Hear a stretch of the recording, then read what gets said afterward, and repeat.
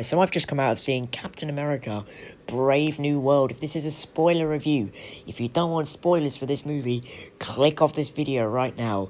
And I'm just going to say, Marvel have fallen from grace. So listen, this movie, out of all of the movies that have been announced since Endgame, including No Way Home, this movie, I believe, had the most potential out of any of the movies and had the best chance of success. Boy, was I wrong. This movie is not as bad as Captain Marvel 2. That's the worst MCU movie. Yes, I said that. This movie is not as bad as Thor the Dark World. This movie is not as bad as Iron Man 2. This movie is not as bad as Eternals. This movie isn't as bad as Black Widow. This movie actually is pretty decent comparing it to what we've gotten from Marvel since Endgame. However, this is not better than Infinity War. This is not better than any of the Captain America films. This is not better than Iron Man 1. This isn't better than Thor Ragnarok.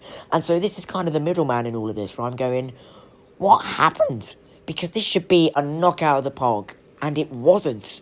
And I'm going to tell you why it wasn't. But to be fair to this movie, the great things in this movie are done so well that I'm like, whoa, why couldn't the rest of the movie been like this? So I'll give you some examples. So let's get it out right away, okay? Red Hulk. Red Hulk, when he appears, from the moment he appears to, I would say, the end of the movie, that is the peakest bit of the film. Red Hulk was treated with the absolute utmost care. The trailers told you how long he was going to be in the movie for, and I hate when studios do that. Please stop doing that. So, Red Hulk's probably only in the film for about 10 minutes. The CGI, I actually thought it was really good. And listen, it's a rageful Hulk. Come on! We've wanted raging Hulks since Endgame, since Smart Hulk. So it was just so refreshing and just like rewarding to see like a rageful Hulk, just this monster just going at Sam Wilson. And that fight scene is beautifully choreographed. When Red Hulk like grabbed Falcon's wings and like Falcon tried to throw the shield and Red Hulk just threw it on the ground. Power boss move. And then when he ripped the wing, I thought, oh my god, how is Sam going to make it out? So it keeps you on the edge of your seat. The suspense is there. And I'm thinking, why couldn't the rest of the movie been choreographed with this action and this suspensefulness? Turn our attention to the opening fight scene of the movie.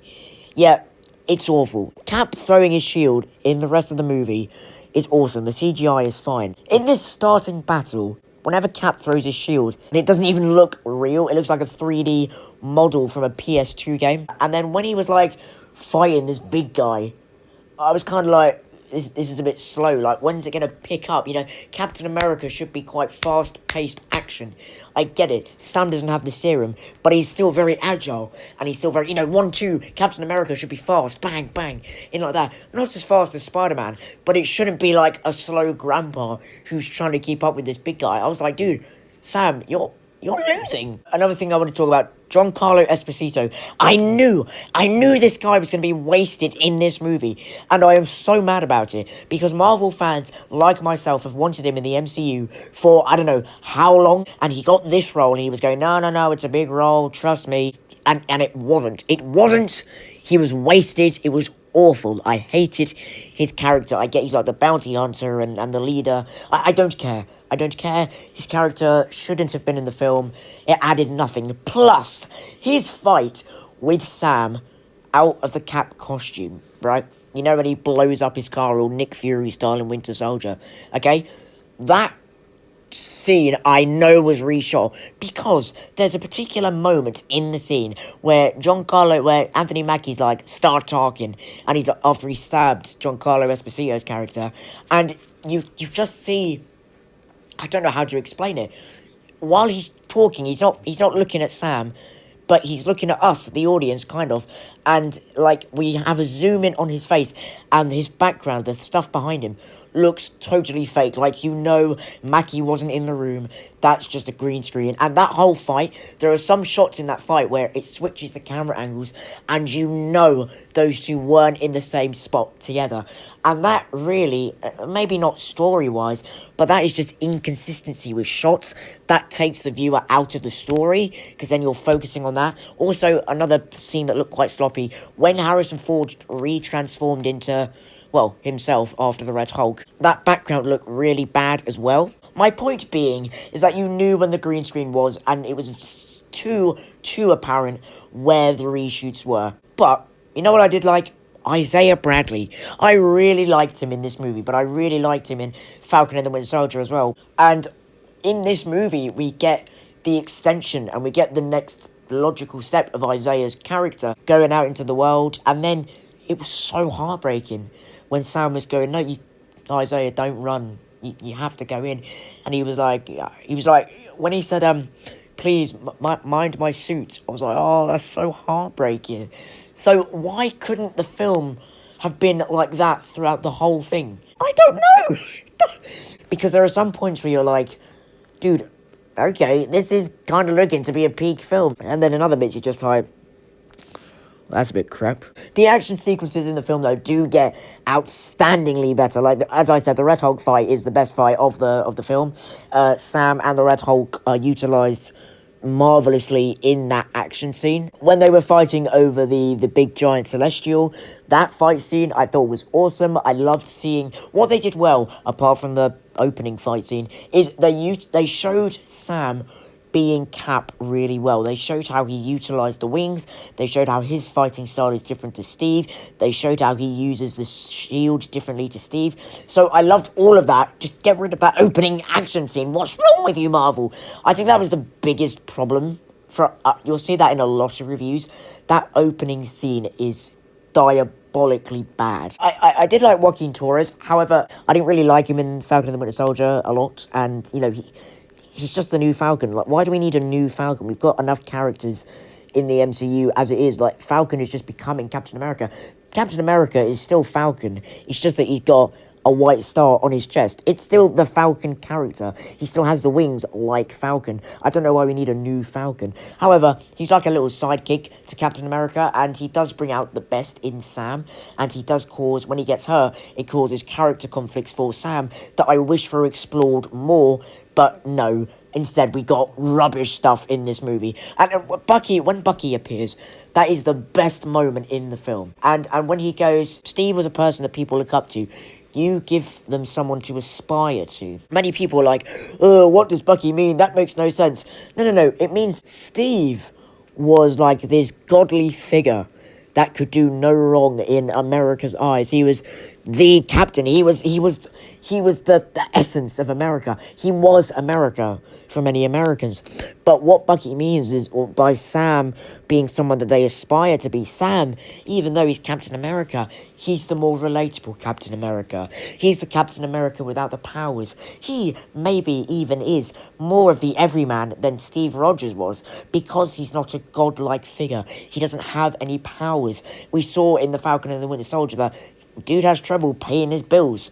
Steve Rogers, I don't even know if he ever had bill troubles. I don't know. So what Bucky means by that is that Sam being someone that people aspire to is that he could be even more. He could be even more of an essence for hope than Steve could ever be. By the way, that plotline, I'm very interested. Bucky is running for being a member of cabinet. I'm very interested to see where that goes, actually. I loved the mystery. That was all great. People thought with the reshoots that, the plot might not be very cohesive. Listen, I thought the plot was quite cohesive, actually. I followed it through. It was only with the editing and the fight scenes and it was only with the physical stuff. I thought the plot didn't really suffer that tremendously, actually, which is a good thing. And I was very interested in the mystery and how this was going to get solved and how the leader was going to go into all of this. And when we get that reveal, I breathed a sigh of relief, because for a minute I thought they're going to pull a MODOK, and they didn't. And thank you, Marvel, for not doing that, because then that would have been, I would have gone, oh my god, because you can't turn the leader into like a live action like Hulk. That's easy to do in live action. The leader, no. So the design they went with, I'm fine with. I thought that he had quite a menacing voice, and that really added to the sense of mystery and him playing with Thunderbolt Ross's mind. And listen, Thunderbolt Ross, Harrison Ford, A-list actor. Listen, everyone, He was the best in this movie. This is the best I think I've ever seen Harrison Ford act in my life. I'm not even joking. He was better in this than he was in Dial of Destiny. He was better in this than he was in Star Wars. I'm not even joking, okay? This guy was the highlight of the movie. There is a distinct difference between, obviously, God bless him, William Hurt's performance and his, but Harrison's Thunderbolt Ross, although Hurt didn't really get that much time to shine, Thunderbolt Ross under Harrison Ford is more like the comic Ross, I would say. He's more gutsy, he acts on instinct. And Harrison Ford, listen, he's the best guy to play that kind of role. A lot of people saying that Anthony Mackie can't lead this film, or he's not a leading actor. I completely disagree. I thought he led this film very well. I thought he was the leading man. I thought he held his own. It was just so sad that the movie itself wasn't giving him the proper tools to shine. But when he did shine, I was like, dude, this guy's good. This guy's really good. I loved Thunderbolt Ross talking about adamantium. I loved the political kind of stakes with Japan and US at war and Ross being set up. Although that wasn't fleshed into a lot because we were making room for people like Giancarlo Esposito and the ex-Black Widow. Again, I said the story was cohesive. I do agree with that. But I think that if we just focused in on one plot point, and that was our plot point for the whole movie, I think we could have had a pretty good movie on our hands. All in all, this movie's downfall was reshoots. Marvel, listen, you can't keep doing this. We know that Marvel were writing the script, they were rewriting Cap 4 as they were shooting it, and it shows. And Marvel, please don't ever, Marvel, you got to get back to the peak days, okay? I really miss having peak Marvel content to talk about, and I'm getting a bit burnt out, guys. I don't know how much more I can take, okay? I need Thunderbolts to be a hit. I need Fantastic Four to be a hit. I need the next two Avengers movies to be out of this world, okay? Because I'm losing a bit of hope, man. I'm going over to the DC side. Marvel, please, I need you back. So this writing the script in the middle of the shooting has to stop, because this movie is a product of that, and it shows. Write your plot, lock down your script, roll the cameras, have the budget. Don't do this screen rubbish where you don't have different actors in the same room even though they're acting against one another in a scene. Don't do that, okay? What are you doing? Don't be sloppy. Pick up. Lock in, Marvel. Come on, guys. Guys, all of that, all of these thoughts, I've talked, this is probably the longest review I've ever done. I've talked about my thoughts for Captain America 4. I'd give it a 6 out of 10. I've rambled enough. What do you think of the film? Let me know in the comments down below. Thank you so much for watching. Bye-bye.